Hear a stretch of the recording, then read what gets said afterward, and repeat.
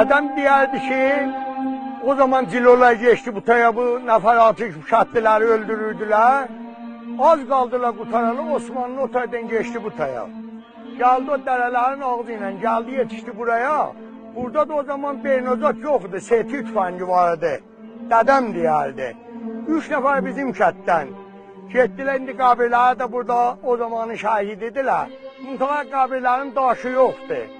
Biri Əsadullah idi, biri Mirzəli idi, biri Nəcəf idi. Buradakı onlar şəhid olmuşlar, götürüb gəlmişdilər, burada dəfn eləmişdilər bilələrin. Qabirləri indi tipdir. Buranın tarihi 450 ildir bu qabirstandığın. Burada çox cəngələr olmuşdu. Urus bu taya geçəndə, o zamanki Cəngizahani əvvəl Urus keçdi bu taya, gene geldi burada şəhid oldular.